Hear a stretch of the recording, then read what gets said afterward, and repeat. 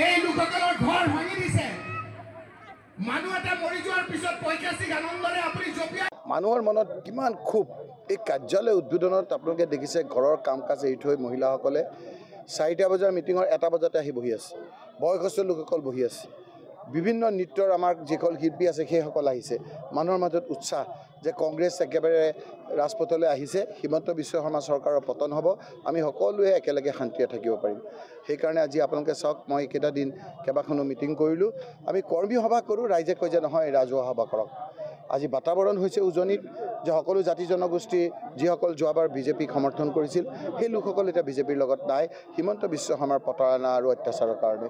আৰু সেইকাৰণে আজি আপোনালোকে দেখিছে সকলো জাতি জনগোষ্ঠী সকলো পৰিয়ালৰ লোকে শান্তিৰে থাকিব বিচাৰিছে তেওঁলোকৰ মুখত হাঁহি বিৰিঙাব বিচাৰিছে আৰু সেইকাৰণে আজি আমি ভাবিব নোৱাৰাকৈ ৰাইজে আজি মনৰ খুব উজাৰিবৰ কাৰণে কংগ্ৰেছৰ সভালৈ আহিছে যিসকল আহিছে মই ধন্যবাদ জনাইছোঁ কৃতজ্ঞতা জনাইছোঁ আৰু পঞ্চায়ত নিৰ্বাচনত আমাৰ এই ছেমি ফাইনেলত আপোনালোকে চাব যে হিমন্ত বিশ্ব শৰ্মাৰ বাহিনী ধৰাশায়ী হ'ব তাৰ পৰৱৰ্তী সময়ত বিধানসভাত হিমন্ত বিশ্ব শৰ্মাৰ পতন আজি অনিবাৰ্য সেই কথাখিনি আজি এই সূৰ্যগিৰি আমাৰ ব্লক কংগ্ৰেছৰ উদ্বোধনী অনুষ্ঠানত যিদৰে স্বতঃস্ফূৰ্তভাৱে ৰাইজ ওলাই আহিছে সেইটোৱে প্ৰমাণ কৰিছে পঞ্চায়ত নিৰ্বাচনটো এটা এনেকুৱা এটা নিৰ্বাচন যিটো সাংবিধানিক ব্যৱস্থা যেনেকৈ আপোনাৰ লোকসভাটো এটা সাংবিধানিক ব্যৱস্থা 5 বছৰৰ পিছত নিৰ্বাচন হোৱাটো বাধ্যতামূলক যেনেকৈ আপোনাৰ MLA ইলেকশ্যন ৰাজ্য চৰকাৰে 5 বছৰৰ ভিতৰত কৰাটো ইলেকশ্যন কমিশ্যনৰ বাধ্যতামূলক ঠিক তেনেকৈ 5 বছৰৰ ভিতৰত সাংবিধানিক এক ব্যৱস্থাৰে পঞ্চায়ত নিৰ্বাচন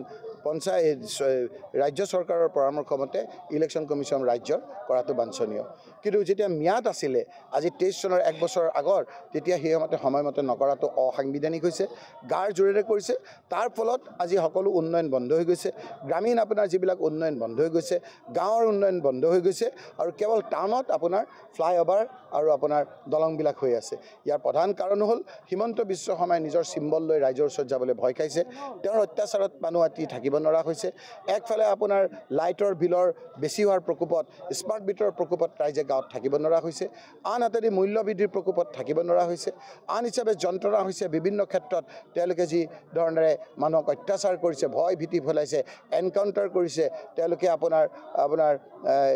বিভিন্ন নিজৰ দুখীয়া মানুহৰ ঘৰ ভাঙি দিছে মানুহক থাকিব নোৱাৰা কৰিছে মৰা মানুহটোৰ ওপৰত জঁপিয়াইছে এই কথাবিলাক মানুহৰ ক্ষোভবিলাক একেবাৰে আপোনাৰ গুজৰি গুমৰি আছে সেইকাৰণে মুখ্যমন্ত্ৰী ডাঙৰীয়াই নিজৰ চিম্বল লৈ পঞ্চায়ত নিৰ্বাচন খেলিবলৈ সাহস গোটোৱা নাই সেইকাৰণে বিভিন্ন ধৰণেৰে প্ৰচেষ্টাৰে যাতে